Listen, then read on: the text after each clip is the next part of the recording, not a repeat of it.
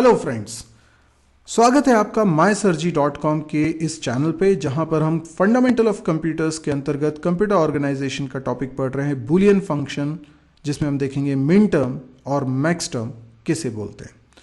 तो इसके पहले की वीडियोस में हमने बुलियन फंक्शन भी समझ लिया है, बुलियन आइडेंटिटीज भी समझ लिया है, हमने कैनोनिकल फॉर्म के बारे में भी समझ लिया है और अब मिन टर्म और मैक्स टर्म ये टर्मोलॉजी को भी समझने जा रहे हैं। तो बुलियन फंक्शन क्या था, एक बार जल्दी से रिकॉल करते हैं। बुलियन फंक्शन एक ऐसा एक्सप्रेशन है जिसमें बाइनरी वेरिएबल्स होते हैं और कांस्टेंट्स होते हैं 0 या 1। इसके अलावा होते हैं लॉजिकल ऑपरेशन सिंबल्स, जैसे प्लस करना हो या एंड करना हो या फिर नॉट करना हो, इस तरह के कुछ लॉजिकल ऑपरेशंस होते हैं। बाइनरी वेरिएबल्स वो होते हैं जिनकी वैल्यू या तो 0 होती है या 1 होती है। एग्जाम्पल के तौर पे यहाँ पर दो एग्जाम्पल दिए हुए हैं। तो पहला वाला जो फंक्शन है वो 3 वेरिएबल्स का फंक्शन है, ए बी सी। एक्सप्रेशन है A B plus B C. आप देख सकते हैं ए बी और सी तीनों क्या हैं, बाइनरी वेरिएबल्स हैं और इनके बीच में आप देखिए ए और बी के बीच में लॉजिकल एंड ऑपरेशन हो रहा है, बी और सी के बीच में भी लॉजिकल एंड ऑपरेशन हो रहा है और इन दोनों टर्म्स के बीच में लॉजिकल और ऑपरेशन हो रहा है। इसी प्रकार से अगर हम दूसरे एग्जाम्पल को देखें तो वहाँ 4 वेरिएबल्स हैं, ए बी सी डी। यहाँ पर आप देख सकते हैं 3 टर्म्स दी हुई हैं, ए बी डैश। तो ए और बी डैश के बीच में एंड हो रहा है, बी पर नॉट ऑपरेटर लगा हुआ है इसलिए इसको हम लिख रहे हैं बी डैश। इसके अलावा अगली टर्म में ए सी और डी के बीच में एंड हो रहा है और फिर अगली टर्म में बी और डी डैश के बीच में एंड हो रहा है। इन सब के बीच में आपस में हो रहा है और। यहाँ हर एक बाइनरी वेरिएबल की वैल्यू या तो 0 हो सकती है या 1 हो सकती है। अब समझते हैं कैनोनिकल फॉर्म क्या है। कैनोनिकल फॉर्म 2 तरीके से रिप्रेजेंट किए जाते हैं, मिन टर्म कैनोनिकल फॉर्म और मैक्स टर्म कैनोनिकल फॉर्म। अब ये मिन टर्म और मैक्स टर्म क्या है, इसी को आज हमें समझना है। तो min terms are called products. Min term को हम प्रोडक्ट्स भी बोलते हैं because they are logical and of a set of variables, यानी कुछ बाइनरी वेरिएबल्स हैं उनके बीच में लॉजिकल एंड ऑपरेशन परफॉर्म हो रहा है, तो ऐसी टर्म को हम मिन टर्म बोलते हैं। Min terms are designed as the product terms which contains all the variables either in normal form और कॉम्प्लीमेंट फॉर्म, यानी एक ऐसा एक्सप्रेशन जिसमें हर एक टर्म के अंदर सारे वेरिएबल्स हों। सारे वेरिएबल्स उस एक्सप्रेशन में जितने वेरिएबल्स पॉसिबल हैं वो सारे वेरिएबल्स होने चाहिए। हाँ, वेरिएबल का या तो नॉर्मल फॉर्म हो या उसका कॉम्प्लीमेंट फॉर्म, जैसे ए हो या ए डैश हो, ठीक है, वो चलेगा, लेकिन सारे वेरिएबल्स होने चाहिए, ठीक है, और उनका आपस में हो रहा होगा प्रोडक्ट यानी एंड ऑपरेशन। तो ऐसी टर्म को हम मिन टर्म बोलते हैं। चलिए एग्जाम्पल से भी इस बात को समझते हैं। जैसे मैंने लिखा, फंक्शन है 3 वेरिएबल्स का ए बी सी का, तो हर एक टर्म में ए भी है, बी भी है और सी भी है, तीनों वेरिएबल्स। अब हो सकता है ए ना हो के ए डैश हो, तो नॉर्मल फॉर्म वो भी चलेगा और कॉम्प्लीमेंट फॉर्म वो भी चलेगा। जैसे ए का यहाँ कॉम्प्लीमेंट फॉर्म है, बी का यहाँ कॉम्प्लीमेंट फॉर्म है और सी का नॉर्मल फॉर्म है, क्योंकि ए और बी पे डैश लगा हुआ है, ठीक है। तो इस तरीके से ये तीनों टर्म्स में ए बी सी तीनों आ रहे हैं। अब इसको अगर मैं 0 1 में रिप्रेजेंट करूं, तो अगर नॉर्मल फॉर्म है तो मैं 1 रिप्रेजेंट करता हूं और कॉम्प्लीमेंट फॉर्म है तो उसे 0 से रिप्रेजेंट करता हूं। तो ए डैश बी डैश सी को क्या लिख सकते हैं, 0 0 1। इसी प्रकार से ए डैश बी सी को क्या लिख सकते हैं, 0 1 1। देखिए बी और सी का नॉर्मल फॉर्म है इसलिए 1 1। ए बी सी डैश, तो ये हो जाएगा 1 1 0। ओके, अब अगर हम इसको सीक्वेंस में समझें कि ये जो टर्म है ये कौन सी है। ओके, देखिए जैसे अगर तीनों 0 हैं तो हम इसको क्या बोलेंगे, 0। अगर 0 0 1 है तो हम इसको क्या बोलेंगे, 1। अगर हम इसको 0 1 0 बोलेंगे, यानी बाइनरी में ये 0 1 0 है तो डेसिमल में इसको 2 बोलेंगे। 0 1 1 है तो हम इसको 3 बोलेंगे, 1 0 0 है तो हम इसको 4 बोलेंगे। इसी प्रकार से 1 0 1 है तो हम इसको 5 बोलेंगे, 1 1 0 है तो इसको 6 बोलेंगे, 1 1 1 है तो इसको 7 बोलेंगे, ठीक है। अब ये बात आपको समझ में आई, तो हम क्या करते हैं, इसको बोलेंगे m0 स्मॉल m, ठीक है। मिन टर्म के लिए हम जो नोटेशन यूज़ करते हैं वो स्मॉल m का यूज़ करते हैं। तो ये m1 हो गया, ये m2 हो गया, ये m3 हो गया, ये m4 हो गया, मतलब ये टर्म बोल रहे हैं। ये m5 हो गया, ये m6 हो गया, ये m7 हो गया, ठीक है। तो अगर मैं बोलता हूँ m3, तो आप समझ गए M3 का मतलब क्या है। M3 का मतलब है 0 1 1। ठीक है, अब आई होप आपको ये बात समझ में आ गई होगी। तो इस हिसाब से अगर 0 0 1 लिखा हुआ है तो इसको क्या लिख सकते हैं, M1। 0 1 1 है तो उसको क्या लिख सकते हैं, M3। इसी प्रकार से 1 1 0 लिखा हुआ है तो उसको क्या लिख सकते हैं, M6। अब इसमें 3 टर्म्स हैं, इस एक्सप्रेशन में 3 टर्म्स हैं और इन 3 टर्म्स को हम एक्सप्रेस कर रहे हैं मिन टर्म नोटेशन में M1 M3 M6। Small m है, समझ जाइए मिन टर्म की बात हो रही है। मिन टर्म मतलब प्रोडक्ट्स ऑफ वेरिएबल्स। तो ये देखिए तीनों वेरिएबल का क्या हो रहा है, प्रोडक्ट। हर एक टर्म में क्या हो रहा है, वेरिएबल्स का प्रोडक्ट। तो मिन टर्म मतलब वेरिएबल्स का प्रोडक्ट। अब M1 लिखा है तो 1 का क्या मतलब है, 0 0 1। 0 0 1 का मतलब क्या हुआ, A डैश है, B डैश है और C नॉर्मल है। अब इसी चीज को लिखने का एक तरीका ये भी हो सकता है कि आप लिखें function is a sum of, कि जब ये क्या है, सम ऑफ प्रोडक्ट्स है ना, तो इसको सबमिशन नोटेशन से हम डिनोट करते हैं M, और ब्रैकेट में लिख दीजिए इन टर्म्स की जो वैल्यू आ रही है, यानी 1 3 और 6 कॉमा सेपरेट करते हुए। तो अगर एक्सप्रेशन ऐसा भी लिखा होगा तो मैं इसको ऐसे कन्वर्ट कर सकता हूँ। समझ में आई बात। अगर एक्सप्रेशन ऐसा लिखा है तो मैं इसको ऐसे कन्वर्ट कर सकता हूँ। चलिए एक छोटा सा एग्जाम्पल मैं आपको देता हूँ। अब जैसे आपको कोई एक टर्म गिवन है, ठीक है, कोई फंक्शन गिवन है, फंक्शन गिवन है, कैसा गिवन है, ऐसा सबमिशन M, और यहाँ पे लिखा हुआ है 2 4 5 7। ठीक है, अब इसका मतलब क्या समझे आप, इसका मतलब है M2 plus M4 plus M5 plus M7। ठीक है, अच्छा M2 का मतलब क्या हुआ, 0 1 0। M4 का मतलब क्या हुआ, 1 0 0। M5 का मतलब क्या हुआ, 1 0 1।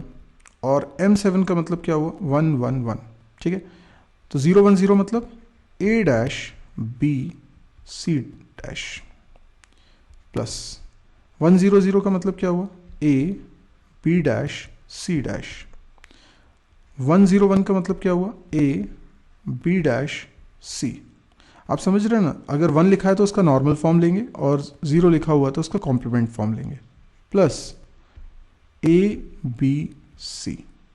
तो ये इस तरीके से हम बूलियन फंक्शन को चाहें तो ऐसे एक्सप्रेस कर सकते हैं या ऐसे एक्सप्रेस कर सकते हैं। चलिए अब समझते हैं मैक्स टर्म क्या होता है। मैक्स टर्म जैसे अभी आपने मिन टर्म समझा, वैसे ही मैक्स टर्म है। मैक्स टर्म उन टर्म्स को बोलेंगे जिसमें हम सम कर रहे होंगे वेरिएबल्स का, सभी वेरिएबल्स का, है ना। तो हम एक्सप्रेशन में जितने पॉसिबल वेरिएबल्स हैं उन सब का सम कर रहे होंगे। अब वो वेरिएबल चाहे तो कॉम्प्लीमेंट फॉर्म में हो सकता है या नॉर्मल फॉर्म में हो सकता है। चलिए एक एग्जांपल से इस बात को समझते हैं। जैसे यहाँ पर 3 टर्म्स हैं, हर एक टर्म के अंदर तीनों वेरिएबल्स आ रहे हैं। ठीक है, तो ये मैक्स टर्म कहलाती है।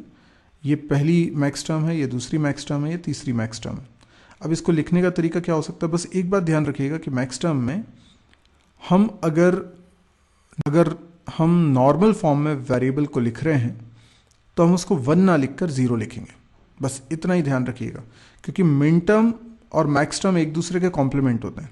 तो मिन टर्म में हमने क्या किया था, हमने वेरिएबल का अगर नॉर्मल फॉर्म था तो उसको 1 लिखते थे, और वेरिएबल का अगर कॉम्प्लीमेंट फॉर्म होता था तो उसको 0 लिखते थे। यहाँ उल्टा करिएगा, यहाँ पर आप अगर वेरिएबल का नॉर्मल फॉर्म दिख रहा है, जैसे ए दिख रहा है ना, ए डैश नहीं है ना, ये ए है, तो ए को आप 1 लिखने की बजाय 0 लिखेंगे।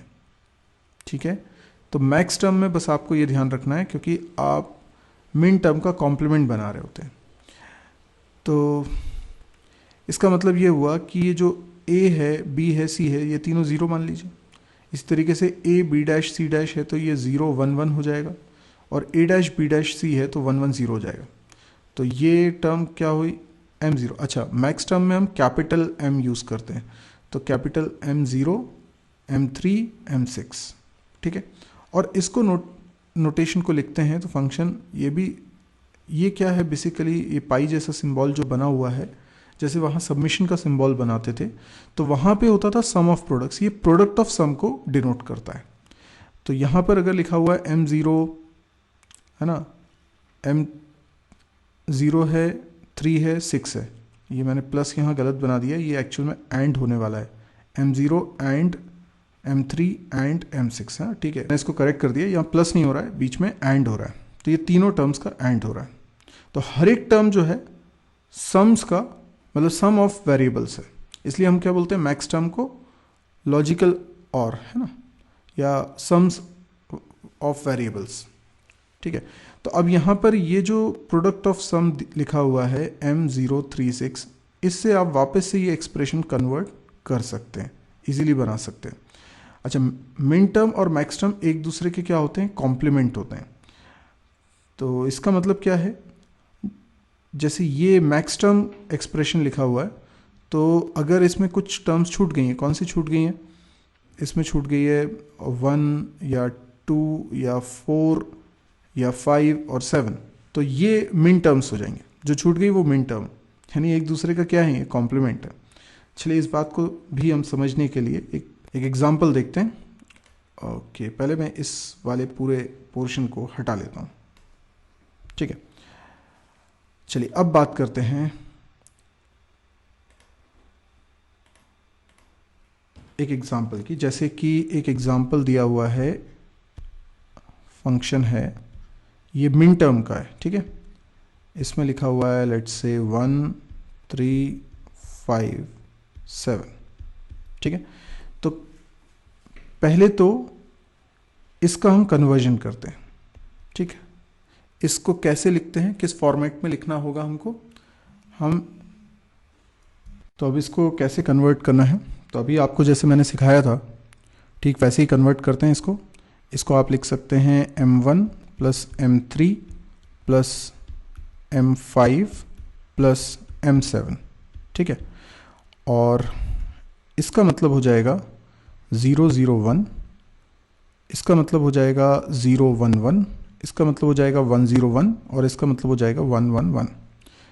इसको क्या लिख सकते हैं, A dash B dash C, इसका हो जाएगा A डैश B C, इसका मतलब हो जाएगा A B डैश C, और इसका हो जाएगा A B C, ठीक है। अब इसका अगर मैं कॉम्प्लीमेंट ले लेता, इस फंक्शन का कॉम्प्लीमेंट ले लेता, तो ये मिन टर्म वाला है, इसका कॉम्प्लीमेंट करूंगा तो मैक्स टर्म बन जाएगा। तो वो कैसा बन जाएगा, कैपिटल M यूज होता है, तो जो यहां पर नहीं थे टर्म्स उनको लिखना है, यानी 0 2 4 6, ठीक है।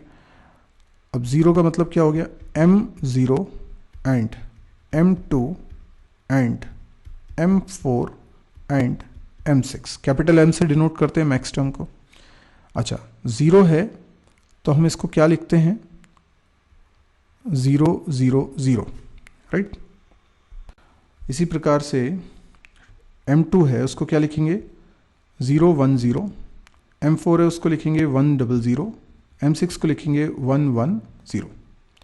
अच्छा, अब इसमें 0 नॉर्मल फॉर्म के लिए रहता है और 1 जो होता है वो कॉम्प्लीमेंट फॉर्म के लिए होता है। तो 0 अगर नॉर्मल फॉर्म के लिए होता है तो इसको हम लिखेंगे A, इसको लिखेंगे B, इसको लिखेंगे C, ठीक है। इसी प्रकार से 0 1 0 है तो इसको क्या लिख सकते हैं, इसको लिख सकते हैं A B डैश C, इसको क्या लिख सकते हैं, A डैश B C, इसको क्या लिख सकते हैं, ओह सॉरी मैंने इसको एंड के फॉर्म में लिख दिया है, तो हम इसको क्या लिख सकते हैं, 0 0 0 है ना, तो इसको हम लिख सकते हैं A plus B plus C, ये एक टर्म हो गई। इसी तरीके से इसको क्या लिख सकते हैं, A plus B dash plus C, फिर इसको क्या लिख सकते हैं, A dash plus B plus C, और लास्ट वाली टर्म 1 1 0 को हम लिख सकते हैं A dash plus B dash plus C, ठीक है। तो ये जो एक्सप्रेशन था, अगर इसमें मैं बुलियन आइडेंटिटीज लगाऊंगा तो वो यही बन जाएगा, इसका कॉम्प्लीमेंट ही बन जाएगा, तो ये एक दूसरे के क्या होते हैं, कॉम्प्लीमेंट होते हैं। ठीक है, तो यही मैं आपको समझाना चाह रहा था, एक दूसरे के ये कॉम्प्लीमेंट होते हैं। अब यदि ये वीडियो आपको पसंद आया तो आप इसको लाइक कर सकते हैं। यदि आपको इस तरह के और वीडियोस देखने में इंटरेस्ट है तो आप इस चैनल को ज़रूर सब्सक्राइब करिए, ताकि जब भी कोई नया वीडियो पब्लिश करूं तो उसका नोटिफिकेशन आपके पास आ जाए। इसके अलावा मेरी एक वेबसाइट है www.mysurgery.com, इसको विजिट करना ना भूलें। इस पर आपको डेली नए वीडियोज़ मिलेंगे, साथ ही सारे वीडियोज़ हिंदी में हैं, फ्री हैं, और 800 से ज़्यादा वीडियोस अभी तक मैं पब्लिश कर चुका हूँ। इसमें कई सारे कोर्सेज मिलेंगे, C++, जावा, PHP, MySQL, data structure, DBMS, Android, bootstrap, बहुत सारे कोर्सेज मिलेंगे। आप कैंपस प्रिपरेशन के लिए भी यहाँ पे कंटेंट देखेंगे। यहाँ पे आप नोट्स डाउनलोड कर सकते हैं, आप यहाँ पर प्रोजेक्ट्स डाउनलोड कर सकते हैं। तो काफ़ी कुछ कंटेंट है, अगर आपको पसंद आए तो आप इसको शेयर ज़रूर करिएगा, ताकि ज़्यादा से ज़्यादा लोगों को इस साइट के बारे में पता चले। Thank you.